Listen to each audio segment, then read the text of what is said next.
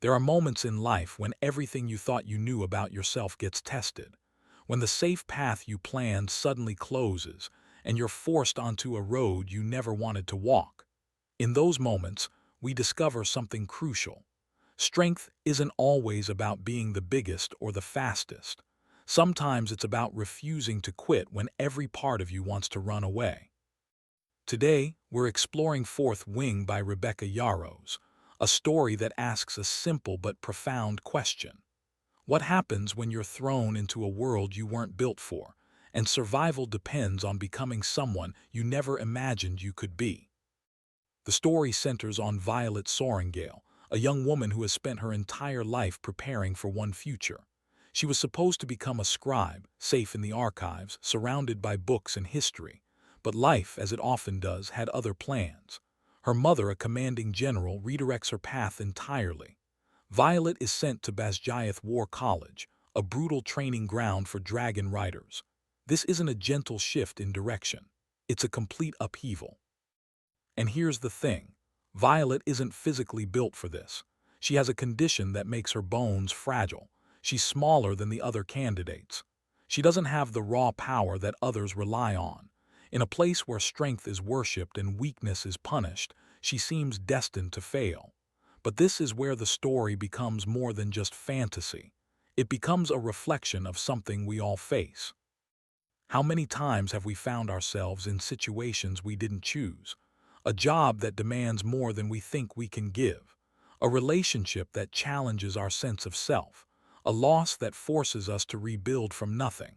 Life doesn't always ask if we're ready. It just pushes us forward and watches what we do next. Violet's journey is about adaptation. She quickly realizes that surviving this world won't come from trying to match the physical strength of others. Instead, she leans into what she does have: intelligence, strategy, the ability to observe and think several steps ahead. While others rely on brute force, she learns to outthink her opponents. She studies the rules not just to follow them, but to find the spaces in between where she can maneuver. This brings up an important truth about resilience. Real strength isn't one-dimensional. We live in a culture that often celebrates the loud, the bold, the physically dominant. But there's another kind of power, the quiet kind. The kind that comes from knowing yourself well enough to use your actual gifts instead of pretending to be someone you're not.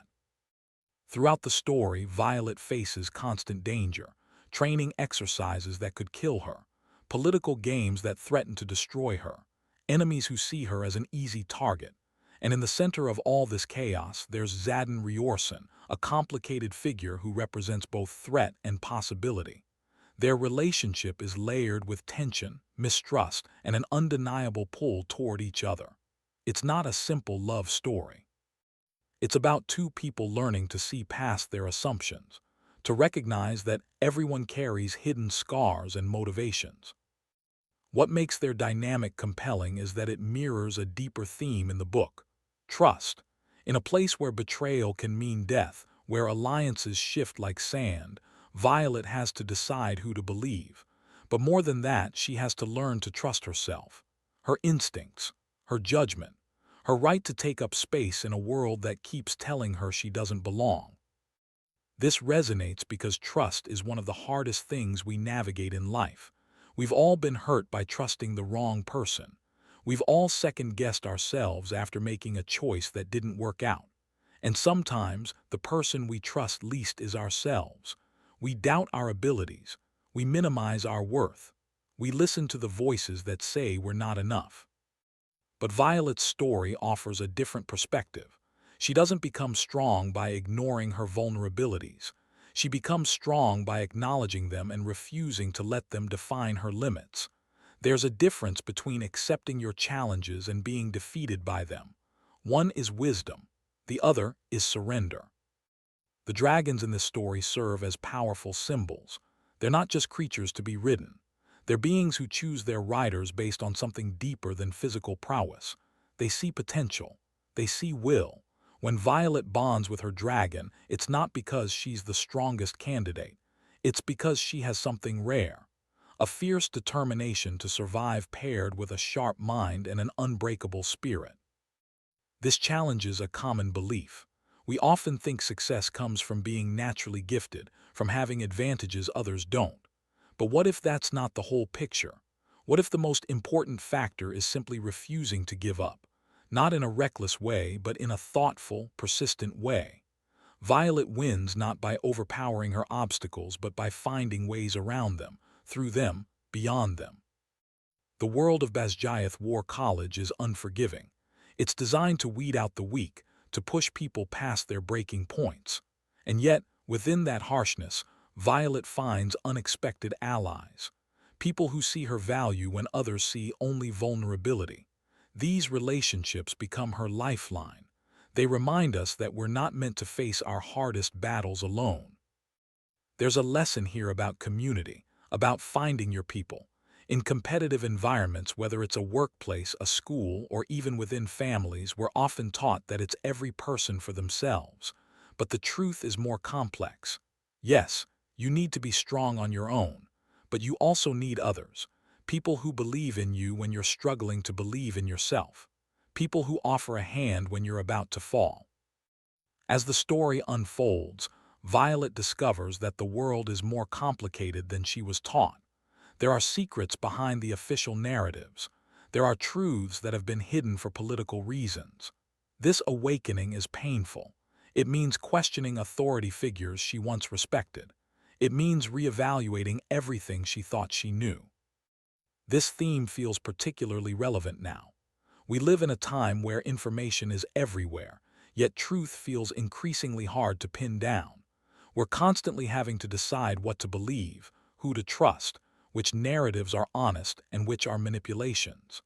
Violet's journey through this confusion mirrors our own struggle to find solid ground in a shifting world. But here's what stands out. Even when she uncovers uncomfortable truths, Violet doesn't become cynical. She doesn't shut down or give up.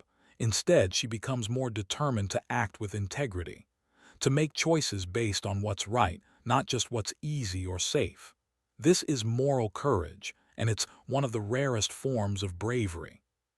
The book also explores the weight of expectations. Violet's mother has a vision for who her daughter should be, a vision that doesn't take into account who Violet actually is. This tension between living up to someone else's dreams and honoring your own truth is something many of us carry. How many of us have chosen paths to please parents, partners, or society, only to realize we were abandoning ourselves in the process? There's no simple answer here. Sometimes we do need to push ourselves beyond our comfort zones. Sometimes others see potential in us that we can't yet see in ourselves. But there's a line, a point where pushing becomes breaking, where encouragement becomes control. Violet's journey is about finding her own voice in the midst of all those external demands. What makes Fourth Wing resonate with so many readers isn't just the action or the romance, though both are compelling. It's the emotional truth at its core, the feeling of being underestimated and proving the doubters wrong, the experience of walking into a room where you don't fit and deciding to make space for yourself anyway. The realization that your perceived weaknesses might actually be the source of your greatest strengths. In a world that often feels overwhelming, where we're bombarded with messages about who we should be and what we should achieve, Violet's story offers something valuable. Permission to be imperfect, permission to struggle, permission to take a path that doesn't look like anyone else's and still call it success. Her transformation isn't about becoming someone else. It's about becoming more fully herself. She doesn't abandon her love of books and strategy. She brings those qualities into her new role. She doesn't try to be the warrior everyone expects. She becomes the warrior only she could be. This is the kind of story that stays with you, not because it's escapist fantasy, though it certainly provides that, but because underneath the dragons and the danger, it's about something deeply human. The need to prove ourselves, the fear of not being enough, the hope that maybe, just maybe, we're stronger than we think. As we close this exploration, consider your own life. Where are you being called to show up in a way that feels uncomfortable? What strengths are you overlooking because they don't fit the traditional definition of power? Who are you becoming in the midst of your challenges? Violet Sorrengail's journey reminds us that courage isn't the absence of fear.